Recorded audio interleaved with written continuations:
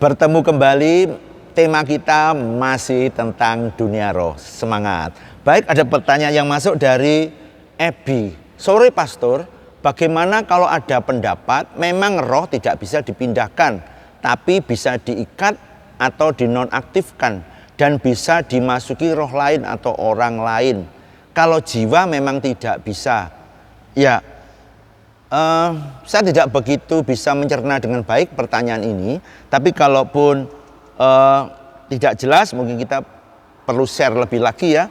Tetapi paling tidak saya bisa menjawab bahwa roh itu yang memberikan kehidupan, yang membuat seseorang hidup. Kemudian atau binatang ya hidup. Kemudian jiwa adalah kehendak, hawa nafsu. Binatang tidak memiliki itu, ya. Jadi roh dan jiwa itu melekat. Tubuh ini berbeda lagi. Manusia terdiri dari tubuh, roh, dan jiwa. Oke.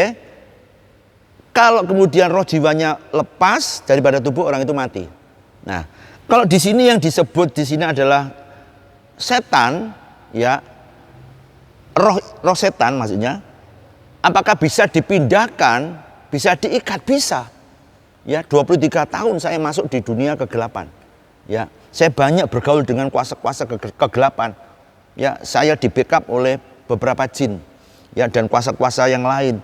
Ya, bahwa ketika kita mengatakan diikat maka terikat. Di dalam nama Tuhan Yesus diikat maka terikat. Ya, dilempar keluar ya dari tubuh orang itu, ya, ke tempat yang Tuhan sediakan, dia akan keluar dari tubuh orang itu. Jadi dia akan mengikuti perintah kita karena otoritas ilahi, otoritas yang Tuhan beri kepada kita, ya, di dalam namanya tentunya ya. Jadi ini bisa terjadi. Kemudian dan bisa dimasuki roh lain atau orang lain. Ya, seseorang itu bisa dimasuki roh, tetapi itu bukan roh orang mati, ya, atau sesama manusia, tidak bisa. Ya, yang bisa masuk ke dalam tubuh manusia, mempengaruhi manusia, seorang manusia itu setan, ya, itu setan, itu roh lain, bukan roh orang mati. Oleh sebab itu kemudian disebut dengan kerasukan, ya, kesurupan seperti itu. Tapi kalau roh orang hidup, orang yang pernah hidup begitu ya, roh orang mati begitu ya. Jadi pindah atau masuk ke tubuh orang yang hidup nggak bisa, tidak bisa.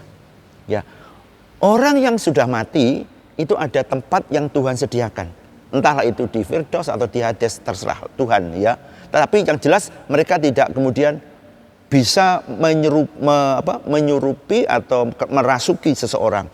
Kalaupun kita kemudian melihat sosok-sosok orang yang sudah meninggal, ya, sosok-sosok orang yang kita kenal, kemudian ada atau masuk ke dalam tubuh seseorang atau ada bersama kita, itu bukan roh itu. Roh orang mati itu maksud saya, atau orang yang pernah hidup itu. Sama sekali tidak. Mereka adalah roh-roh yang lain yang menyerupai orang-orang yang meninggal. Ya, itu tipu-tipuan. Benar. Ini fakta dunia roh. Mungkin orang hanya punya paham-paham yang diajarkan turun-temurun. Itu orang mati, itu papamu, itu mamamu, ya, diajarkan turun-temurun. Tapi saya mengalami sendiri, saya pernah masuki dunia roh. Ya, itu bukan. Itu adalah orang-orang yang sudah meninggal bersama dengan Tuhan. Gak ada dicari di dunia roh.